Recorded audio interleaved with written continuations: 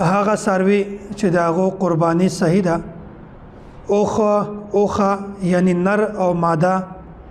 داسې غوا نر او ماده میخه نر او ماده داسې چلی نر او ماده او داسې ګډه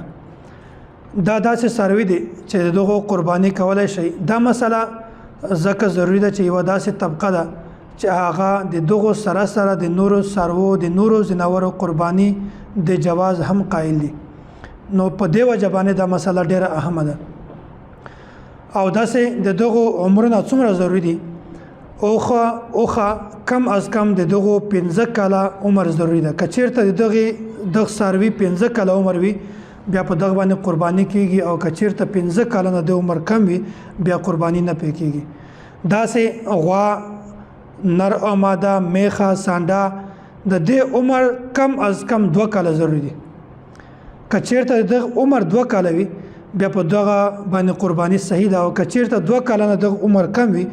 بیا دا په قرباني کې دغه قرباني کول صحیح نه ده. او درم نمبر چلی د دغه عمر کم از کم 1 کال دا ضروری ده چې د 1 کال وي بیا تاسو په دې باندې قرباني کولای شئ. او بل دا ګډه دا چونکه داسې سروي ده کچیرته دغه د شپږو میاشتو وي او د جسامت په لحاظ سره د غټوالي په لحاظ سره د مستوالي په لحاظ سره دومره غټ وي چې هغه د 1 کال د سروي برابر وي د هغه مشابه وي د هغه غوند ښکاری نو داسې ګډه کاغه د شپږو میاشتو همي پاغه باندې قرباني صحیح ده. نو دا موږ څنګه معلومو چې دا ګډه د شپږو میاشتو ده او دغه په جسامت کې د 1 کال د سروي برابر ده بیا به موږ هغه دغه قرباني کوو. نو دا به داسې کوي چې کوم د 1 کال سروي دي هغه ته به دا ورخوشه کې ګډه چې کوم قرباني تاسو کوي بیا کچیرته دا ګډه دغه سرو سره مشابه و داسې ښکارېدل لکه د هغه سرو په شان باندې مثلا په جسامت کې باډي کې خاص فرق نه وو بالکل یو شانته وو نو بیا دا داسې د لکه د 1 کال بیا دا کچیرته د 1 کال نه کم هم وي شپږو میاشتو بیا هم د دې قرباني کول شي 2 میاشتو بیا هم د دې قرباني دا صحیح ده. او په سرو کې د عمر اعتبار ده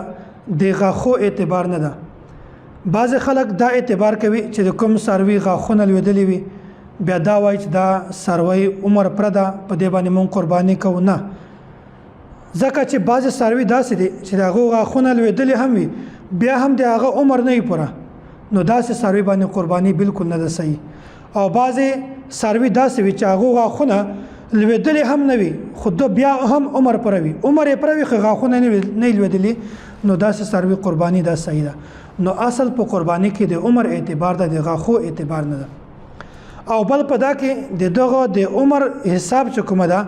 هغه به د قمري میاشت اسلامي میاشت په اعتبار سره به دغه حساب لګول کیږي او شمسي چې کومه انګريزي میاشت جنوري فروری دغه په حساب به د سروي د کال یا د 2 کالو تعداد د بنه مقرره وي بلکې د اسلامي کال په شمسي میاشت په حساب سره محرم صفر ربيع الاول ربيع الثاني داسي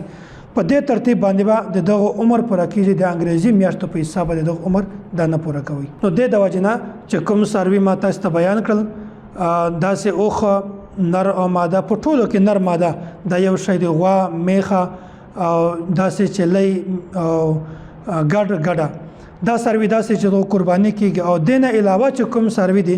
چې کومه د بعضی خلکو نظریه ده دا بالکل غلطه ده د هغه قرباني نه کیږي. مثلا بعضی خلک داسې چې هغه د اس قرباني کوي او د چرګ والا قرباني کوي او داسې د سوی قرباني کوي او د بطخ قرباني کوي داسې د اګي قرباني کوي د چرګ قرباني کوي نه